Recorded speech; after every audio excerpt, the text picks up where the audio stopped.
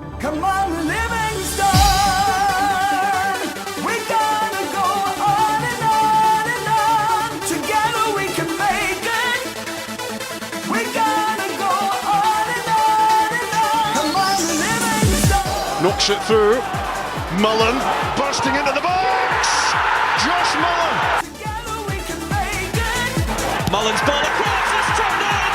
It's Pittman who's got it! Livingston leads! Now can they get the ball back in? O'Brien. Lead! And Livingston have the lead! Man, score! If we march to The full-time whistle blows and David Hayes celebrates! And the Livingston fans join in exultation. come on, Livingstone. Livingston have the lead against Rangers, and they are certainly rising to a few occasions on their return to the top flight in Scotland. Come on, Livingstone. We're gonna go. Hello and welcome back to TalkLivi for episode 28 of the season. We are back as usual with more Livi related content, including post-match interviews, lots of reaction, previews, reviews, and this week we even have an exclusive interview for you. My name's Callum and I'm joined by Andy and Euan today. How we doing, guys? You alright? All good, mate. Yeah, all not good. bad, not bad. So coming up this week we take a look back at the enthralling midweek encounter with Celtic. We then hear post-match reaction from Gary Holt and Nicky Devlin following the defeat to St Johnstone in Perth. We then review the game with St Johnstone, a big day in the race for the top six. But was it a game that would live long in the memory? Don't think it would be. Euan was down at the Tony McCrorie Arena last week to speak to on-loan Rangers goalkeeper Robby McCrorie. Hear that later on in the episode. Finally, we look ahead to Sunday's Premiership encounter with Daniel Stendel's relegation-threatened Hearts, the visitors to West Lothian. Can we hammer another nail in the Jambo's relegation coffin?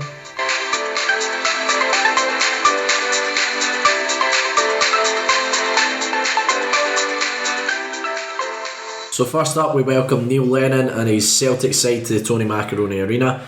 We had already defeated the soon-to-be 9-in-a-row champions in West Lothian. Could we do it again? We came pretty damn close to it, but what a game it was, eh? And what a performance as well. It was a very good performance. I think it was backs to the wall for most of the second half, Yeah. but we put in so much effort to it. It was a bit galling the way it finished, but we would have taken a point before the game, wouldn't we? I think totally we need to be given a lot of credit. I think we go down early doors, and I turned around to my dad at the time and I said, well, that's that then. I didn't think we'd get anything from the game. I thought they'd crank it up similar to the game at Celtic Park, but we went on, we come back and we end up taking the lead eventually later in the game. I think first half we properly went toe to toe with Celtic. First half was really end to end, and I think we weren't just coming to sit in against them and try and frustrate. We were there to try and take the game to Celtic. What I thought that was quite clearly tactically was kind of sitting with quite a narrow four in midfield. Yeah. But it was Steve and Robinson were almost springing on them every time, springing off the dikes every time we looked like we could counter. I think we've done a really good job, especially in Christie. I think really early on, I think Brown was kind of following Christie about, but that changed pretty quickly because he was getting kind of run around, and then obviously Sibbald marked him out the game. And his back pocket. You didn't really hear back much pocket. about Christie, did you? Yeah. Sibbald was brilliant. Yeah, I thought Sibbald was terrific. I thought Guthrie and Brown both had brilliant games as well. As did Ambrose. I thought Ambrose had a good back three just in general. You looked at Sibbs when he was at Falkirk and you wouldn't have thought he could do the role he does with us. He was a 10 at Falkirk and he's turned into like a wee tenacious midfielder. It just shows you how Good good the coaching staff have been with him, obviously, to get him to be able to play in that sort of role. And he's been excellent for us. Yeah. We obviously made a wee change to the defence. Lawson came in for McMillan. That was a bit of a surprise, do you not think? I think it always seems to happen, but I think since Gary's came in, the positions that tend to rotate the most are in the wider areas or the full-back areas. Yeah. And I think it's because they're probably the guys that need to do the most up and down work. And I think he almost tries to keep them freshened up a bit. That's the only thing I can think of, but we did have a week and a half between the Hibs game and that, so for me I wouldn't have changed McMillan because I thought he had a good game at Easter Road. I thought he played really well at Hibs. And the sort of change didn't really work out, did it? Lawson obviously made the error for the first goal for Celtic. Kind of similar to the Inverness one almost, in terms that it was a kind unfortunate one though. Sclaff clearance. Yeah. I mean, he almost sold the second one later in the half as well.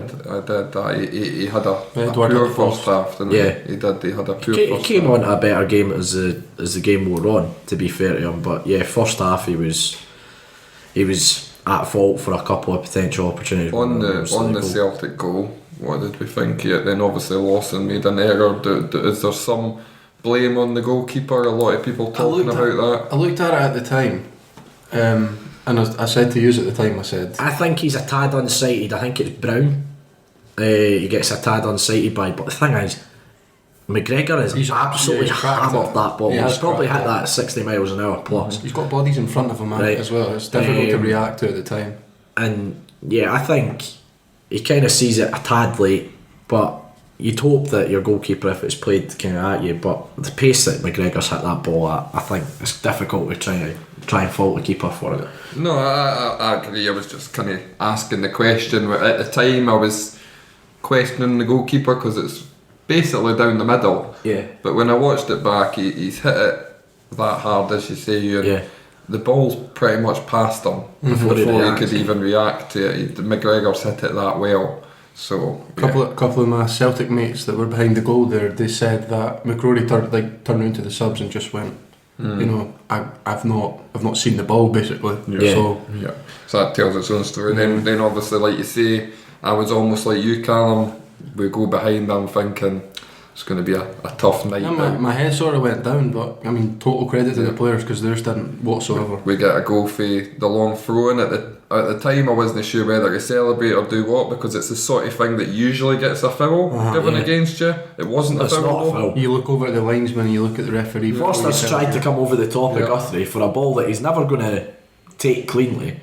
Guthrie's just stood. He's not backed in or anything like that. It's never a foul. But tell you what, it's a good finish by Guthrie as well. He hooked it over him very well. It's a great finish, and that obviously gets us back into the game. And for the rest of the half, as you say, it was one of the end-to-end games. I thought we gave as good as they gave us in the first half. Yeah. We never just for as much as folks said Celtic were poor in the first game, I thought Celtic were right at it, and I agree with what Lennon was saying. I thought they were at it. It was the best definitely the best they've played at our place since we're on promotion. And it's great credit to us, isn't it? And before the game, all the talk was this is Celtic's hardest game before the split, and they've obviously got Rangers still to come, and all the Celtic fans are saying we'd rather play Rangers than we would Livingston at Livingston. And they're worried. The talk is that they'll need to come if we end up getting the top six, which I'm sure we'll come on to.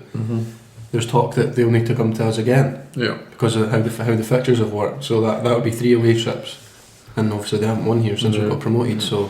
And then obviously into the second half, it couldn't have started any better, could it? About a minute in, Lyndon Dykes gets in behind Julian. Folks still coming back for their half-time party. He's still living in Julian's head. He makes him really nervous, doesn't he? Really nervous. I laughed at, if anybody listened to the post-match stuff with Lyndon Dykes that we put up during the week, when he mentioned how he thought maybe Julian was a bit timid and nervous. I wonder if that was a tongue-in-cheek comment. I almost think it was. But Julian did look rattled during the game. He was making errors that you don't normally see him make, and like the challenge he goes to make in for the goal. It's really rash trying to go to ground, and London's just nipped in behind him. Terrific finish by Robinson as well. He's done really well. First of all, he's to get into that position, and I'm thinking, please don't shoot, because you're not going to beat Foster from there.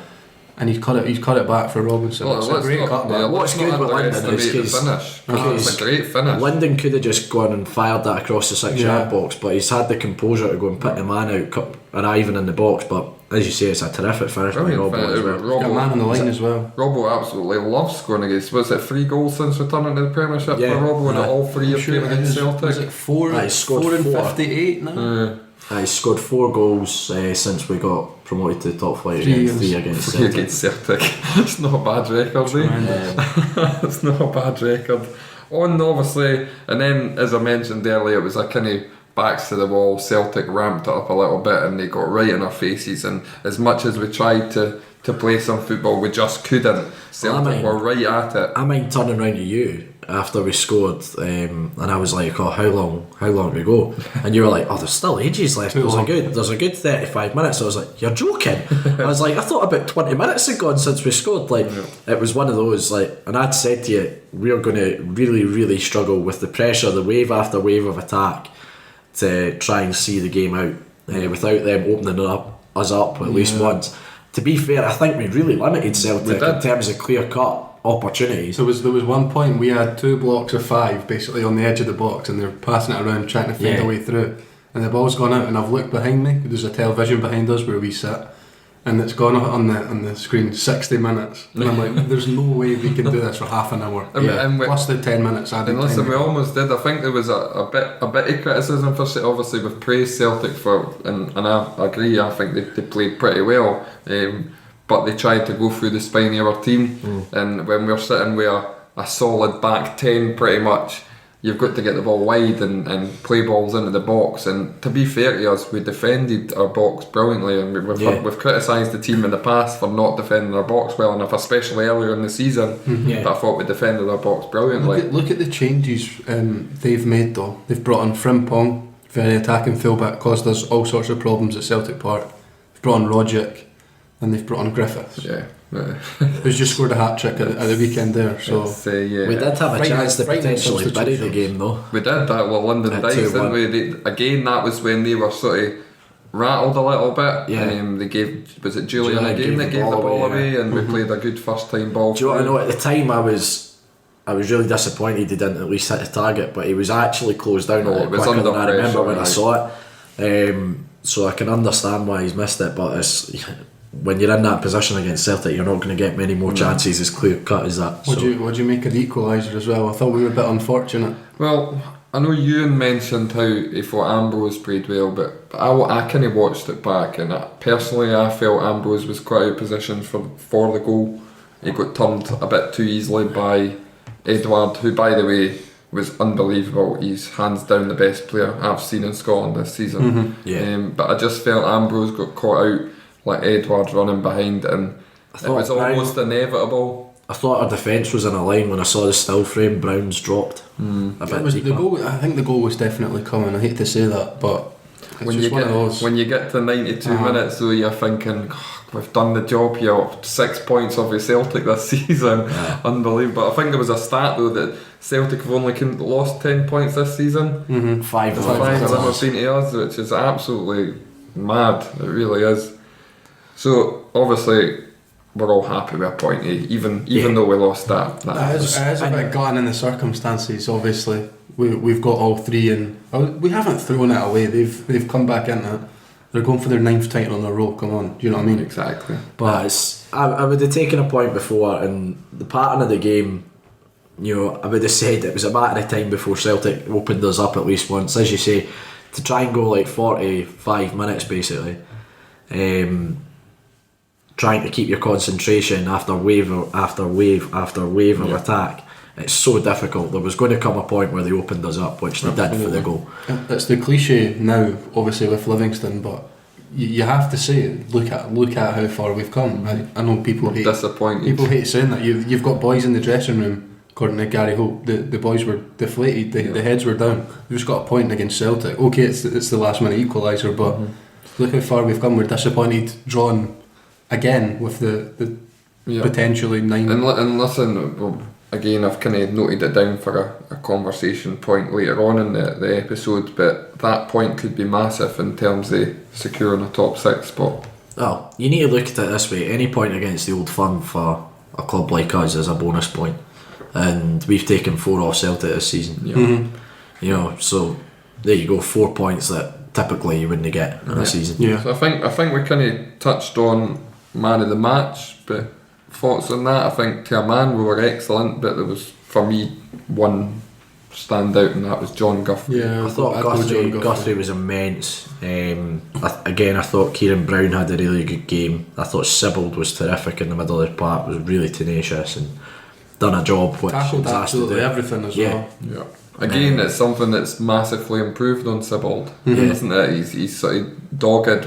When we first brought him in, it, like you said earlier, it's not something we'd sort of associate with Sibbald as being that sort of tenacious midfielder sitting in and tackling and putting his body on the line. And as you say, it's a credit to the coaching at the club that we've turned a player that's naturally a number 10 into one of the players that's going to put his body on the line and be a regular on our team. Dykes was an absolute handful as well. We mentioned, but he's ran him ragged again. Yeah, he really ran out of steam, Dykes, but I think he was ill as well recently, so I think that might have played a big part in it. But after kind of 70 minutes of the work he was doing, he was absolutely dead on his feet. But as you say, he ran them ragged again. It's brilliant when you see him just going rough folk up like that, and it's what he's good at.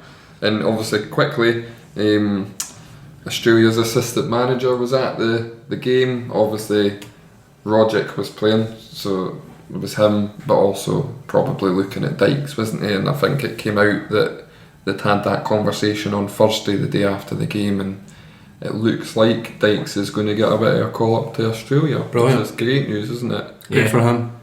It's brilliant. I still think he could do a job for Scotland. Yeah, I think he's a totally different dimension to what we've got, I think, for Scotland. That's the reason I would take the gamble on him and call him up. He's the typical Scotland kind of Kenny Miller striker that will just, if they're up front on their own, they just work their socks off. Do you know, I kind of made a comment on Facebook about it. Someone asked, is he good enough for Scotland? And I said 100% yes, but if I was Dykes, the national team in this country is toxic. For me, it's absolutely toxic. See, if Dykes got a call up to Scotland and he had a dodgy performance, he would automatically be labelled as a failure by the Scotland fans, and he wouldn't get another look in. Would that be the same for Australia? I don't think so. No. So better opportunity to play in major tournaments as well, Australia, to be totally honest. Yeah. So final thoughts, obviously, on the Celtic game. Disappointing way to end it, but definitely a point gained, wasn't it? Yeah. Totally definitely, agree. And we'll kind of now lower the tone as we go on and talk about the St Johnstone game. Do we have to? Yes, we do.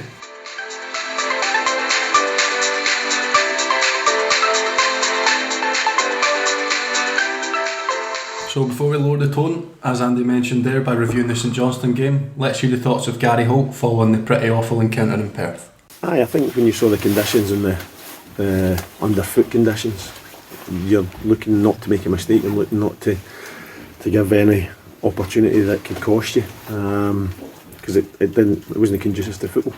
There was next to no football played, but it was a risk and reward day. I don't think you could risk it in the areas that you normally like to create chances.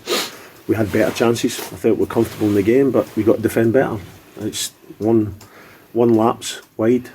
Don't stop the cross, and there's a striker standing 4 or 5 yards out. Whether he's offside or onside, I don't know. The officials made the decision, but you can't allow that, and that's the disappointing thing, because you take the point, you put it to bed, and you move on. And yes, you put it in the memory banks. It's not a game that you want to remember, but you can't come over here and do all that work for so long and walk away with nothing, and that's the disappointing thing. Aye, we were comfortable, and that's what I said. We played percentage football today. We had to, and I think St Johnstone had to do it as well. Yeah. The disappointing thing is we got too easy down the sides. We got a ball in, and all game we've defended it, and the boy standing himself and finished it. It was a good finish, but for our point of view, it's pretty poor defending at a stage when we were maybe thinking that the job was done. Yeah, but like I said, it's the conditions. You can play football. Boys were slitting over, boys were trying to make passes, and it was going. So you have to play percentage sometimes. That's what I say. We play risk and reward at times in areas. Is it a risk for the reward of getting it down and pass it? No, it's not. So keep turning them, keep putting it in their area, keep feeding off second balls. I don't think at times we anticipated Big London winning the ball enough, because he won enough balls for us to feed off, especially first half as well. We did get success off it, but you're walking away and you're thinking, how have we lost that game? They should have been 0-0, put to bed, forget about it, move on. And I think Tommy would be the same, because I don't think they threatened my goalie. My goalie had one save, but that was because we were chasing the game. Apart from that, he'd done nothing. and I'm really disappointed for them. It's not no damage. We know we've got 3 games left, so we know we have to win games, and that's the disappointing thing. We want to get things out of games. Wherever we end up, we'll end up. It's the manner of the defeat that's disappointing. No, we're chasing to stay in the league first and foremost. Really? That's it. That's it. It's not mathematically impossible. We can't get dragged in. Yes, we've done really well, but see, people seem to think you can't be critical. Then you can't have a look at what's happened today because we've had a good season, we're on a good run. But that doesn't mean nothing. If we lose the next 3 games, we ain't in the top 6. So it don't matter what happens. It's nailing down each game, and today was a day. Take a point, move on, forget about it. Because that's what it was. The conditions were terrible, and it was never going to be conducive to anybody playing football on it. Nicky Devlin returned to the starting lineup for the first time since October last year. He spoke to the media following the disappointing afternoon for the team. Yeah, not ideal. It was probably don't think there was much in the game. I think probably looked like it was going to end up 0-0, but we switched off, and fair play to St Johnstone. They capitalised on as I said, us switching off, and they've got 3 points. From our point of view, I think probably missed a big opportunity today, especially with the way the results went. I think we could have maybe almost just about kind of secured ourselves. So it's made the next 3 games probably a lot harder than maybe they had to be for us. But listen, we've got to deal with that. It's our own doing. So we just need to put it right next week. Probably at this stage, you would probably say yes. Still think at the start of the season, if you'd put us in this position now, I think we'd be happy. We'd have definitely taken it. So don't get me wrong. Listen, we're still in a very good position. We've still got 2 games to come at home, which listen, our home record's been as good as almost anyone in the league, bar probably the top 2. So we're confident going into the games that we can still kind of get it over the line. That's my kind of second long-term injury, and this one was kind of just about 5 months. So I'm kind of never really going to complain about what I have to play on again. I'm just delighted to be back out there. If it means I'll play on that every game for the rest of my career, and it means I get no more injuries, I'll take that. It's when you're out for so long, you kind of just want to get back, and kind of don't really care what the kind of the pitch is that we play on.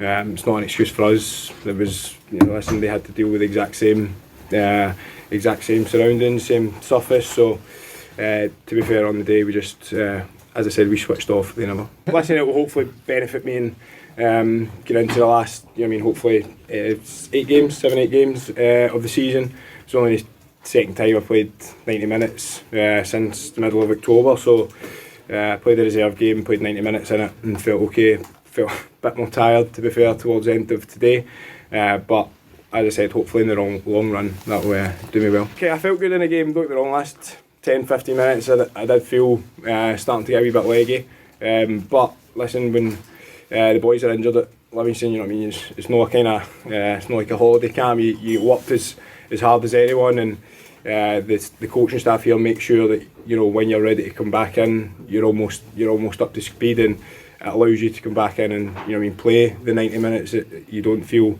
too far off it, and I didn't feel too far off it today. As I said, last 10-15 minutes I did tire a wee bit, but probably to be expected. It's brilliant for the club if we can get the top 6. It's for us as a club. It's kind of just about improving every year, and of course we hopefully will improve on last year's points tally, and if we do that, I'm sure that'll mean we're in the top 6. So boys, obviously not the result that we'd hoped for, and definitely not a game that will live long in the memory, to put it lightly. What do we make? I thought it was a brilliant game. Yeah, I was thoroughly entertained. Thoroughly entertained. I thought it was really end-to-end, and the fact that the ball got beaten from either end of the park. If anyone deserves a win bonus after that, it's the ball. Yeah. For God's St Johnstone sake. groundsman. Oh, it was horrific, wasn't it? It was. I honestly think it's probably in the top 5 worst games I've ever been to in my life. I agree. I said this whilst we were watching the game, right, and having heard Gary's post-match stuff as well, it kind of echoes that, and that on a surface like that, you almost just play percentage football, right, instead of trying to play a risk kind of a cross-field ball along the ground, right, where it could bobble or someone takes a dodgy touch. Instead, you just go and play the ball in areas and try and play off second balls. And I think that's the approach we took yesterday, because let's just say you weren't playing any football on that pitch. It was everyone, we get slated for our surface, and that not one for making excuses, but that pitch was not conducive for a game of football. There were St Johnstone fans saying that, you know, the irony of Livingston complaining about a pitch, etc. I didn't speak to him, but I was in the press room with Near Beat on Wednesday night. He's saying that he was asked about the surface, as all the press usually do, and Beaton saying he prefers our surface much to the one that they played on last weekend at St Johnstone. I think that contributed to such a good game of football on Wednesday night, though. I thought it was a great game, and Celtic passed the ball about, didn't seem to have any problems, and they struggled against St Johnstone. I think the biggest bugbear, without sort of divulging too much into the whole pitch debate again, the annoyance for me is our pitch is constantly discussed. Constantly, every time we're on the telly, the pundits discuss it. It's maybe not everybody's cup of tea, but it's absolutely consistent every time you play on it. Yeah. But the pundits always going about how it's not consistent. And then we've been to Easter Road, we've been to Ibrox, we've been to St Johnstone, horrendous grass parks. Yeah. And you've barely heard a mention about it. Yeah. In fact, Gary Holt mentioned it in his post-match. I mean, we've got the Ross County game on in the background against Rangers, and their pitch is horrendous as well. Gary Holt mentioned it, and I've seen comments, as you say, for St Johnstone fans saying, "Oh, he's got a cheek talking about anybody's pitch." Yeah. Well, That was just consistent. He's not got a cheek. He's absolutely within his rights to discuss the pitch, which If you're gonna for a good game. If you're gonna have the debate about the surface, right, then I should have top level clubs should be able to maintain a good grass pitch. Well, tell you what, show me an example of a club in the top flight that's maintaining a good surface just now. Yeah, exactly. Right, it's probably Celtic who have multi-millions of pounds that they can invest on their And surface. theirs is a hybrid, I believe. So. Yeah. Right, you look at Rangers, how much do they invest on their surface? It's horrendous. Tynecastle's horrendous just now. Easter Road looked brown the other day when I saw highlights of the game. So if you're going to have the argument, grass pitches, top flight clubs should have them, But we'll maintain a good one then. Obviously, back to the game, when we were talking about how bad a game it was, and you mentioned about playing percentages, I almost got the impression, and I mentioned it to you about 2 minutes into the game, that we'd set up for a point. I just got the impression that every time the ball went out for a throw and every free kick, we were taking our time, and it's one of the most frustrating games I've ever watched, because at the end of the day, St Johnstone were worse than us. They were worse than us, and they were there for the taking. And we never looked like we wanted to win the game. For me, it looked like we were settled for the point. We were quite happy with that. To me, that's no great going up to St Johnstone when we could have secured the top 6 spot. I'd predicted a win beforehand, but you know, as you say, as the game went on, I just thought it had draw written all over it, and I don't think either side were good enough to win the game. What yesterday's game was, it was one of those games, but it was so bad, you know what, you just go, right, take a point. Take a point out of it. It's been that bad a game, but don't come away with a defeat. Yeah. And we kind of shot ourselves in the foot with one poorish bit of defending, as Gary said.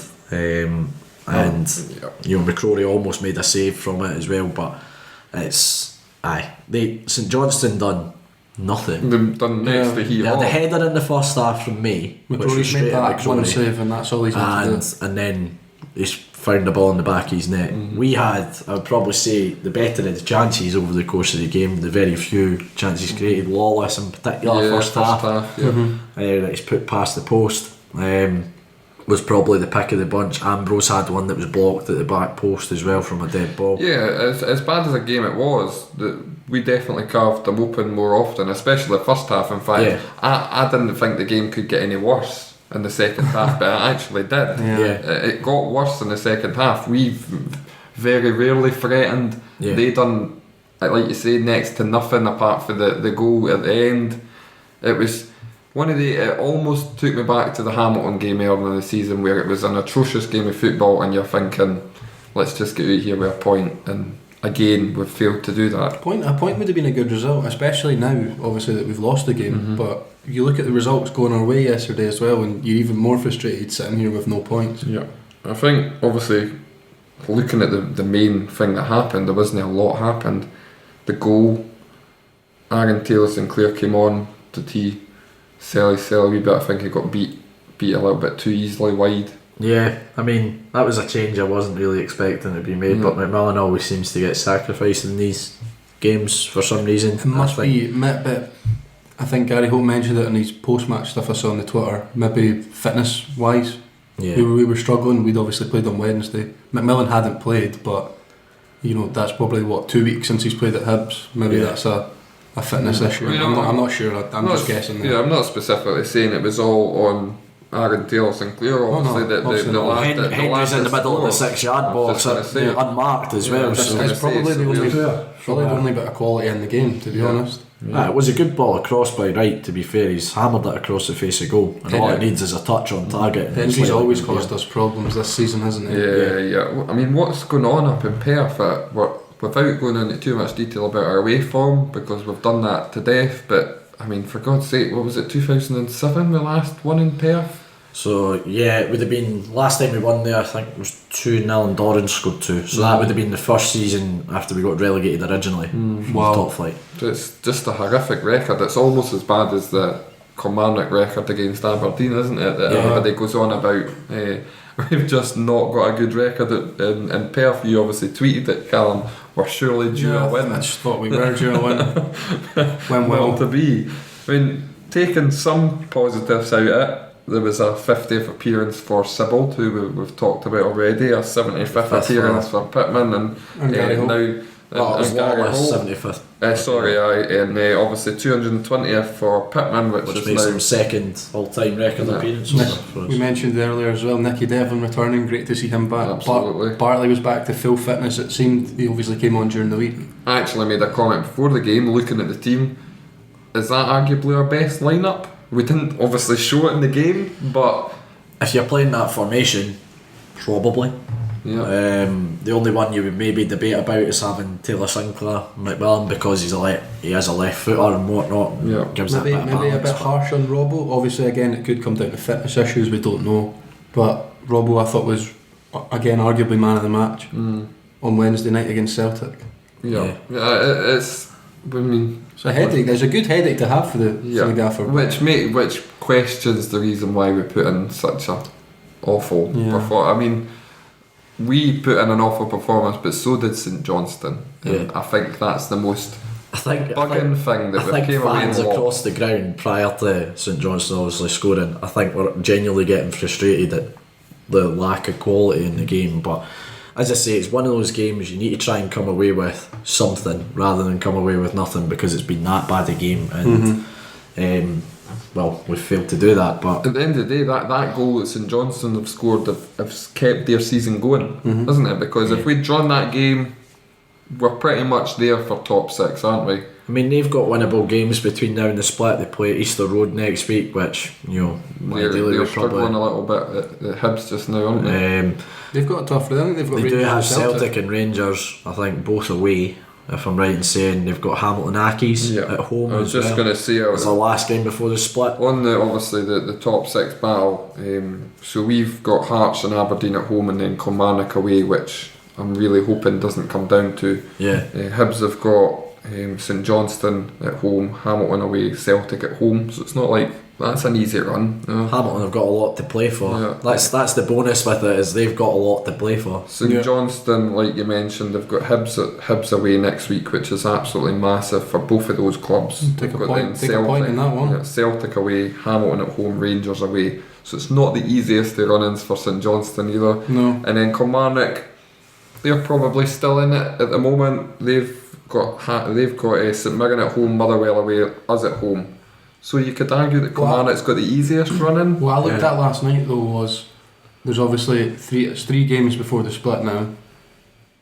Two games before we play Kilmarnock. So in terms of point swing, they can only gain 6 points on us. Yeah. So we'll at least be level going into the last day, and our goal difference is significant. Our goal difference is basically another point, so we could than all the teams. Yeah. If we're ahead of St Johnstone and Kilmarnock going in the last day, we would just need a point. I mean, let's be honest. We shouldn't be thinking about going into that last game. I personally think that if we defeat Hearts, we secure top 6. It's two home games against Hearts and Aberdeen, isn't it? So obviously the Aberdeen, we've not got the greatest record. We've still to beat them since our return to the Premiership. I'll not tweet that we're due a win over Aberdeen. Please don't. Please don't. But only team we haven't beaten since returning. But obviously, before we move on, final thoughts on what was a pretty dire game then. Yeah, it just was one of these frustrating afternoons. You touched on it. One of the worst games I've probably ever been to in terms of the quality of the football, but it just makes it even worse. That obviously the result. My final thoughts are just ban grass pitches. That's something I'm sure we can all get behind.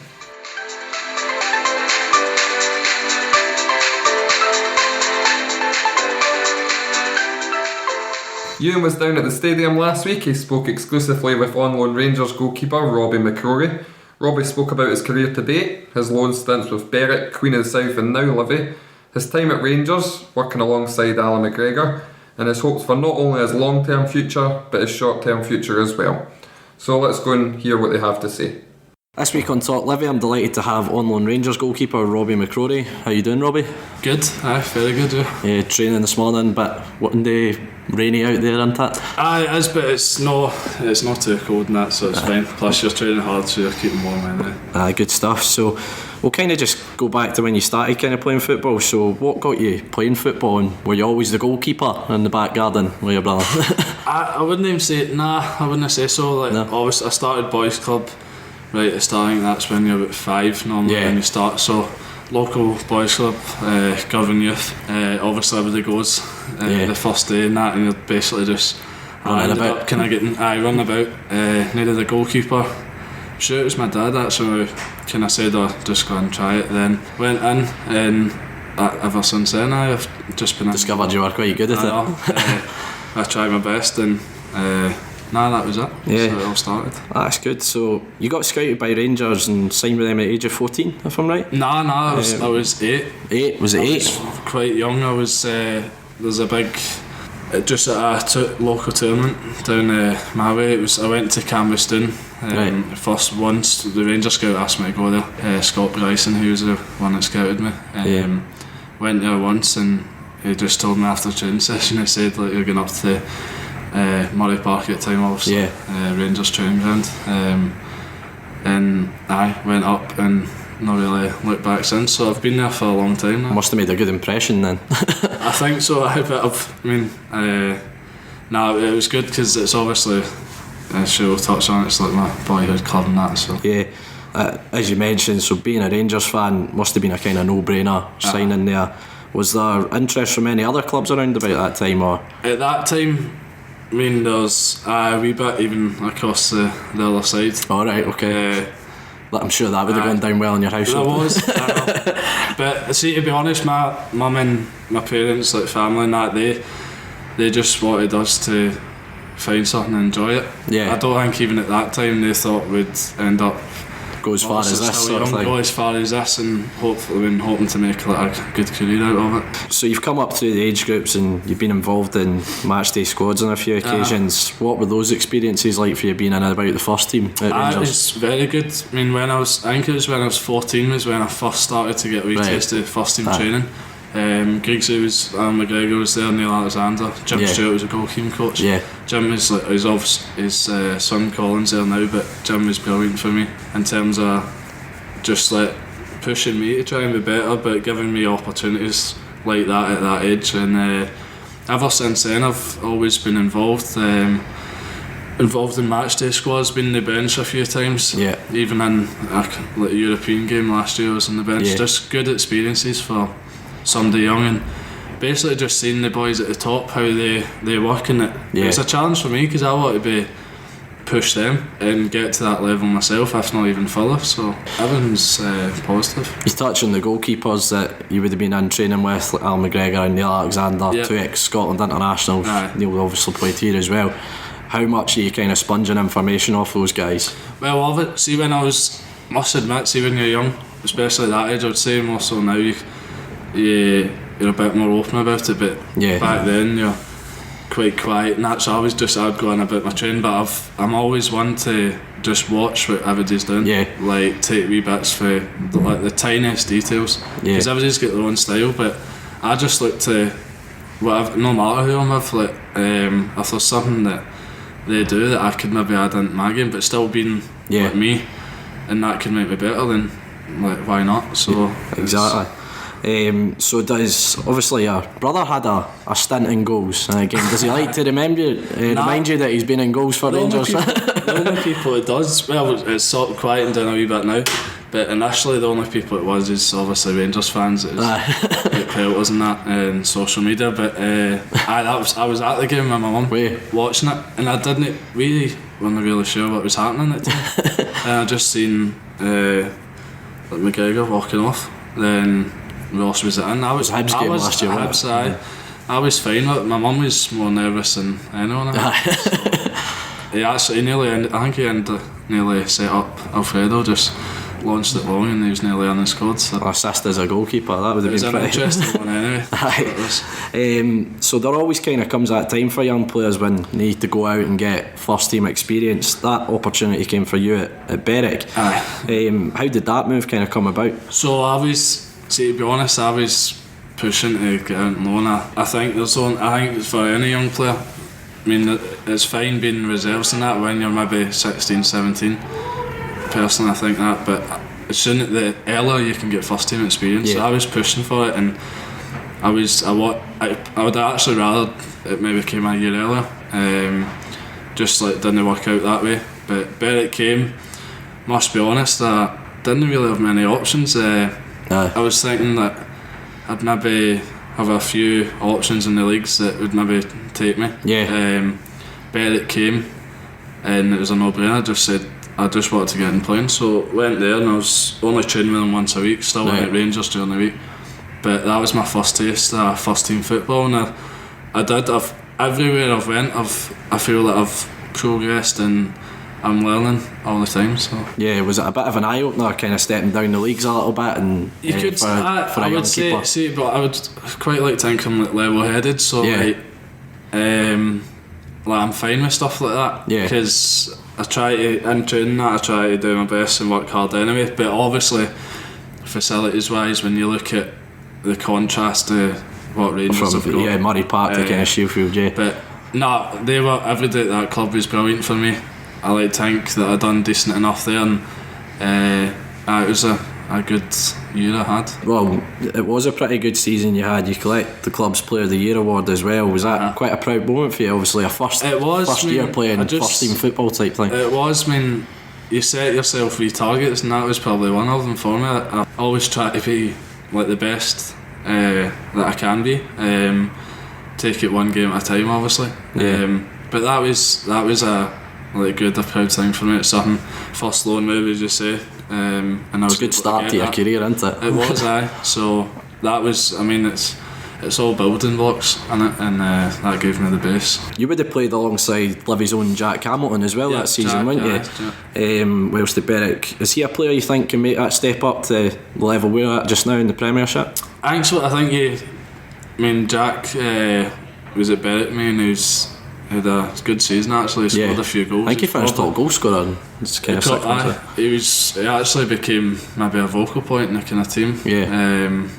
But I think Jack's got the potential. I say it doesn't matter who you are, you need to work hard. And as long as he does that, then he will give himself a chance. He's having a bit of a similar path to yourself as well. He's had a couple of loans out in the Championship as well. South there for him. He was kind of in and out, but that's what I mean. Like, if you just work hard, the best you can do is say that I've gave it everything I can do. Then after that, if it doesn't happen, then fair enough. If it does, then that's good. Obviously, that's a bonus. Another opportunity came to go on loan to Morton last January, with Jonathan Johansson being manager at the time. Did that play quite a big part in the move coming about? So obviously he was involved at Rangers as well. Last season, I tried to go out. I was thinking I was coming this summer. Had a full year before. Came in and I was thinking I'm going out to play. I ended up, the gaffer Gerard came in at the time, and I had a good pre-season. Then he wanted me to stay, be a part of the squad, and that it's a kind of hard thing to say no to. Someone with his kind of calibre and whatnot. Exactly. Came Christmas and I was thinking I need to get back out playing. I was involved in the squads, that's fine, but I felt like I needed to get playing, I needed to establish myself. Some more came along, and JJ was in at Rangers with Coutinho before, so I'd obviously had a good relationship. Peter Houston, brilliant as well. So that made it easy for me to go there.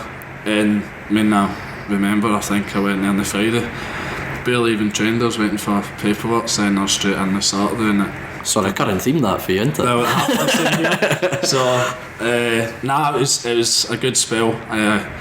Thankful to JJ and Housty for giving me the opportunity, and two great guys that I learnt a lot off of.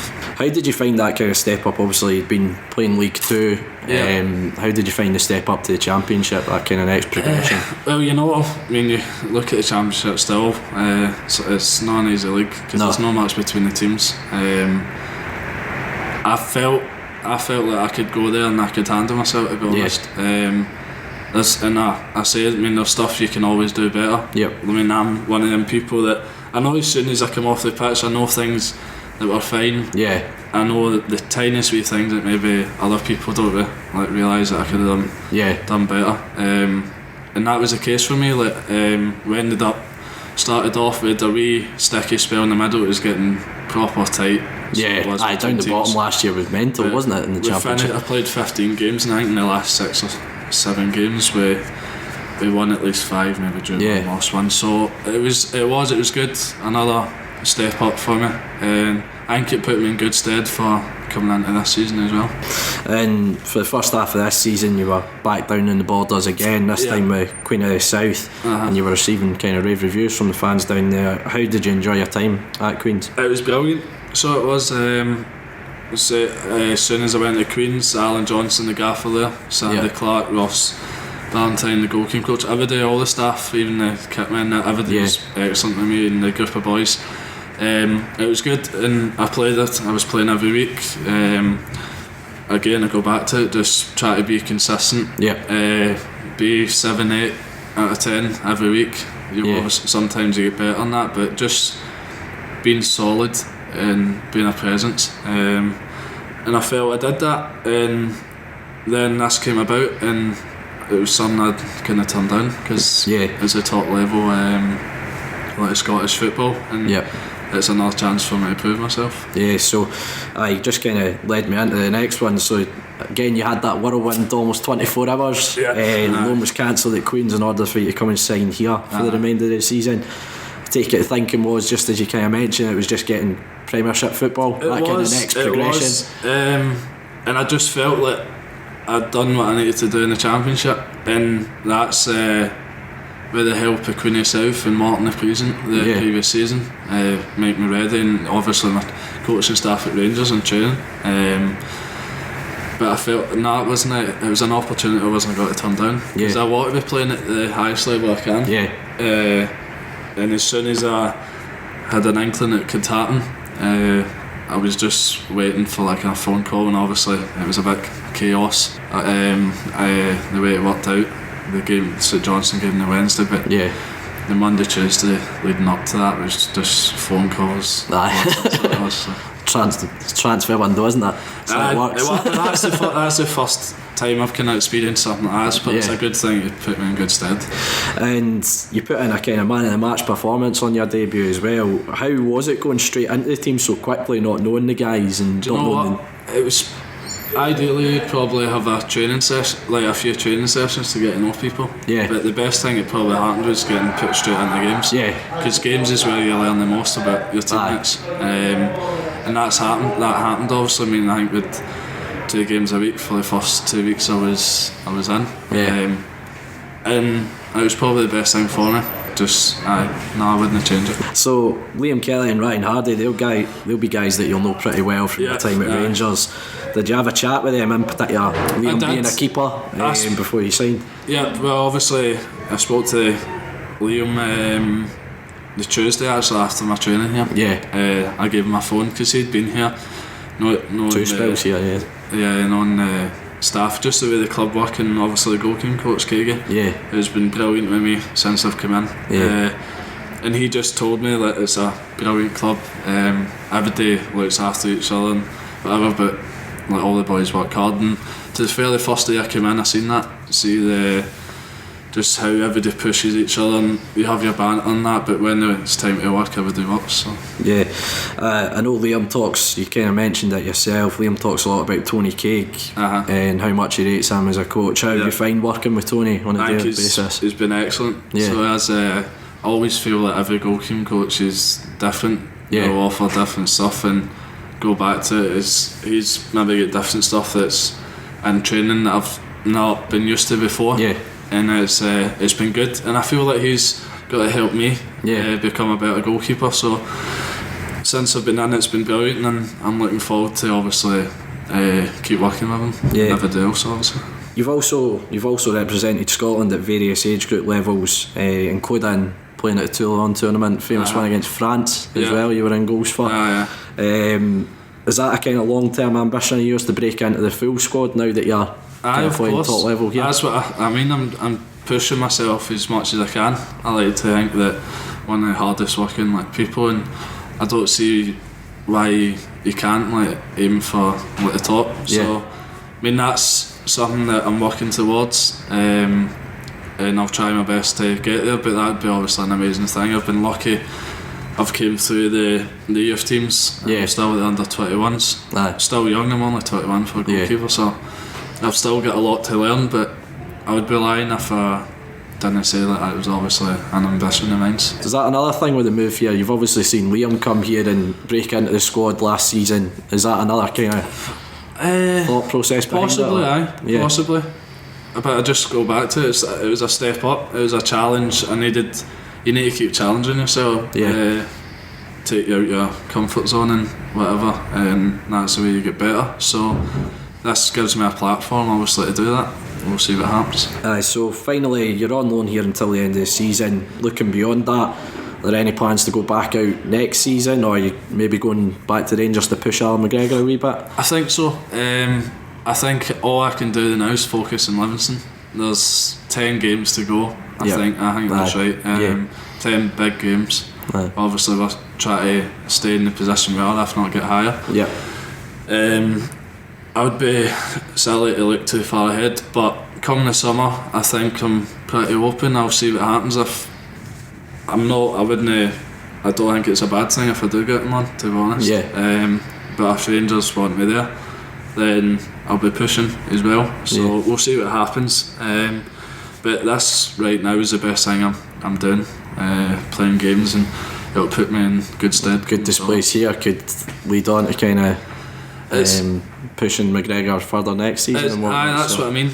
But you could say that. So I'm doing the right things now. So and I just need to keep my head down, keep progressing, and see where it takes us. But either way, I think come the summer, having this spell here will put me in a good place. Well, Robbie, thanks very much for joining me today, taking time after training to have a wee chat. Goes without saying, good luck for the rest of the season. Cheers, thanks very much.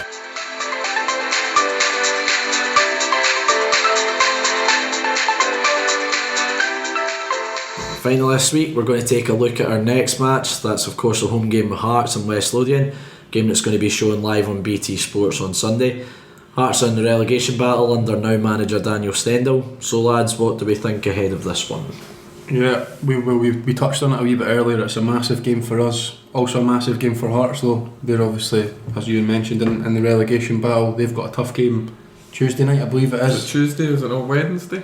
I think it's Tuesday. Is that a game with St Mirren? Midweek anyway. They play St Mirren in what is probably their biggest game of the season. That could they not be 6 points adrift? Yeah, where the league table is now. It's a huge game for Hearts. That could play into our hands potentially. Absolutely. Hearts been running. Obviously, they'll be running ragged on Tuesday night. It's funny, before obviously going on to the actual game, it's amazing to look at the bottom three teams now. I mean, just a couple of weeks ago everybody had written off Hamilton, who have now won against Rangers and then won against Kilmarnock. Tell you what, Ross County have been dragged back in it because the results that Hamilton have had. They're well back in the mix for that as well. I had a little chuckle, and obviously Hearts beating Hibs, and their fans are saying, "Oh, that's us on the march again." And everybody's going, "Oh, Hamilton will get beat there at Ibrox." Hearts are back. They go and beat Rangers, and Hearts go back to the bottom. It was such a Hamilton result. It was, yeah. It's what Hamilton do every year. They just pull a win out their arse from somewhere. And it's always when you least when you think Hamilton are dead and buried, they just come out with a result from somewhere. It's always 1-0 as well. Yeah. The familiar face coming back with Hearts is Craig Halkett, who's had a bit of an up and down season, I think it'd be fair to say, for Hearts. Yeah, he struggled a bit, had an injury that kept him out for a couple of months, and missed our game, of course, in the return leg, and could have easily scored against us in the game. Is he still the top goal scorer? Yeah, I think so. Yeah, which is absolute it tells you where Hearts are, that Halkett has been out for a fairly lengthy period of time and is still I did see someone tweet, they were like, it was a picture of Craig Halkett, where would we be without this man, and someone went, still bottom. Because you would have lost his goals as well, so you're even further adrift. But this will be the first game that we've played against them under the new manager. Yeah. So what do we make of him and sort of that appointment for Hearts? I always said with Stendel, I watch a fair whack of the kind of EFL stuff, and his Barnsley team were really exciting to watch. They played a really high press game, kind of young team as well.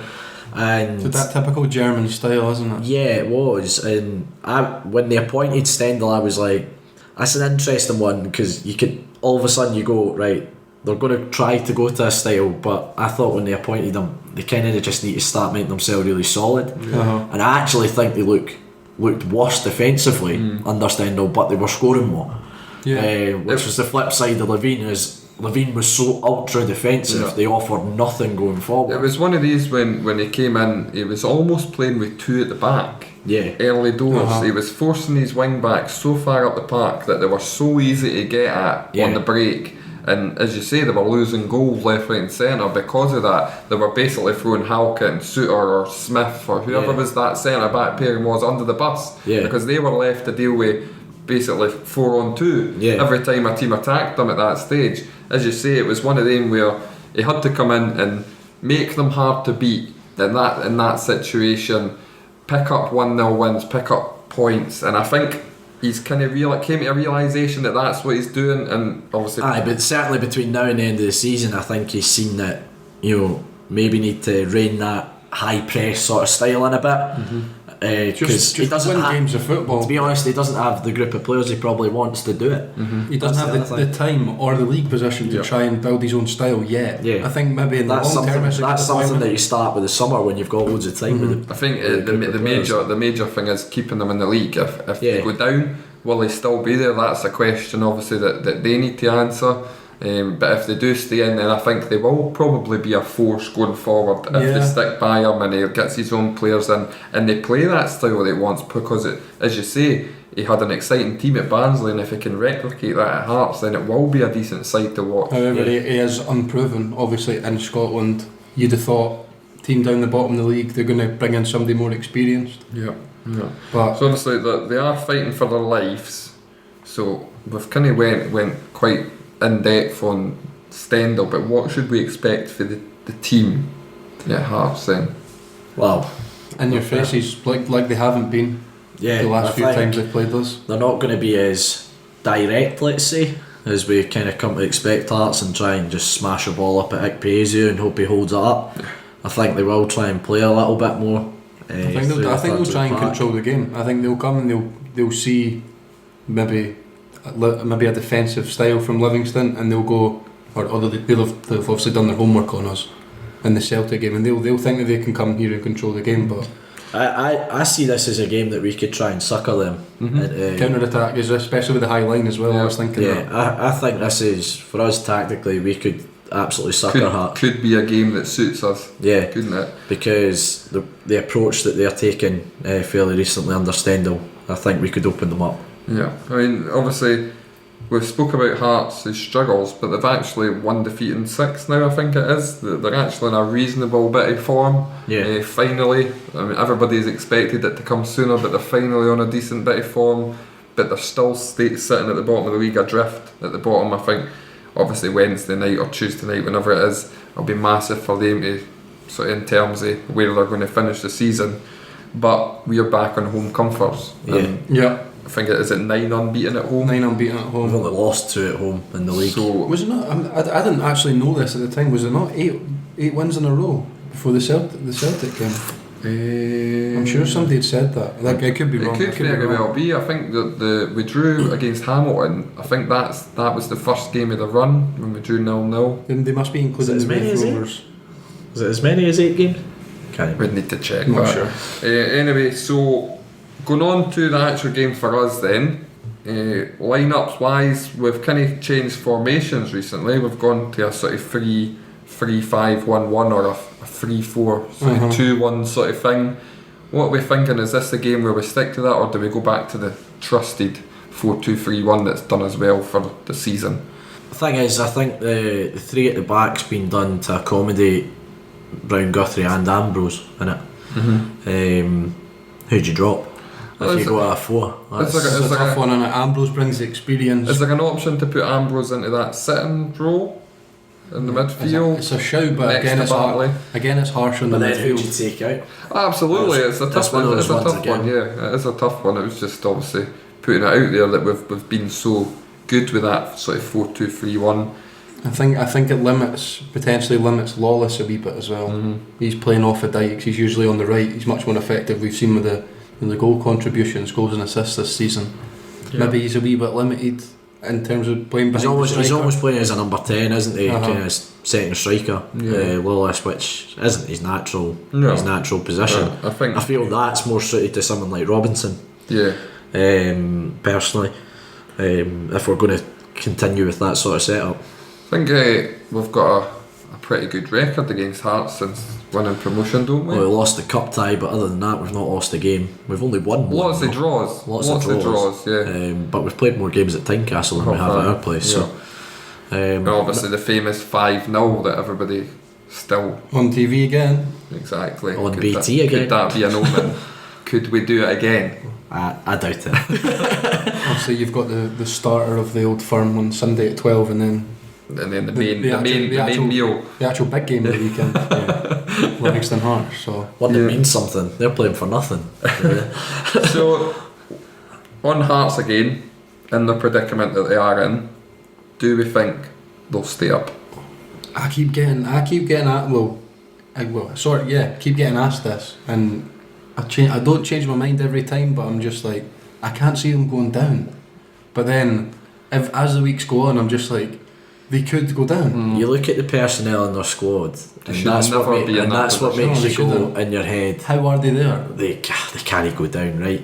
That whole too good to go down phrase, Uh-huh. but they've clearly not been too good to go down. They've been awful. Yeah, I always look back at sort of Stevie Lawless's comments about Partick Thistle saying, but we always felt like, we'll get the next game won. Yeah. We've not won this game, but we're good enough to win the next game. Yeah. Sort of thing, and they never ever done that. And as the games went past, They realised they were like, Yeah. oh crap. yeah, and it's almost that similar position with Hearts. Where it's absolute madness that they're in that position with the likes of Naismith in there, Halkett in there, 2 great players for Premiership level in Scotland. They should never be in that position. But I think I said this for Hamilton earlier on when we were doing this. They seem to do it every year, and they're so used to being in that position as well. This won't faze Hamilton. No. For Hearts, this is unknown territory for Hearts. If Hearts could play Hibs every week, they'd be safe. Hibs and Rangers. They'd be top of the league. So obviously going on to the game then, what are we thinking score wise? What's our predictions for the game? Quite a tough one, I think, to predict. I'm going to predict a draw. Another draw. Right. I'm going to predict Score. a 1 each. Callum's smiling there. I'm looking at Euan, and I'm thinking 1-0 Livingston. Ooh.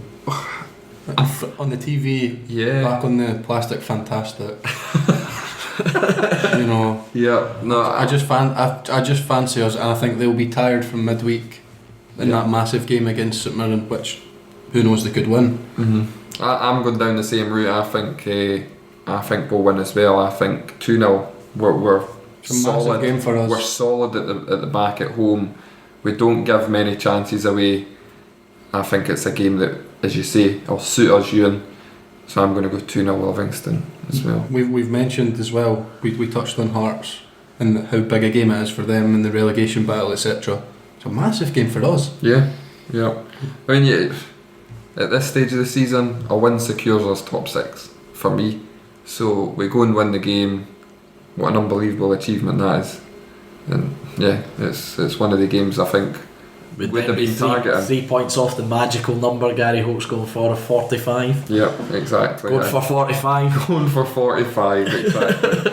But yeah, no, it's obviously a big game. Sunday live on the TV. But that's no excuse not to get yourselves down to the Tony Macaroni Arena. Let's get behind the team and let's cheer them on to another home victory.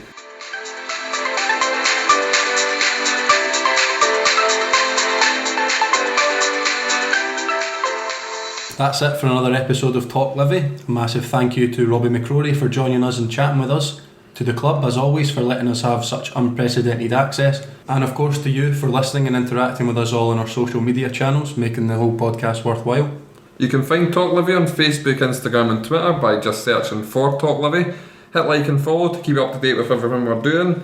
You can also find this episode and all of our other episodes on all good podcast streaming sites, including iTunes, Spotify, Castbox, plus loads more. All our episodes are also on our website, talklivipodcast.libsyn.com.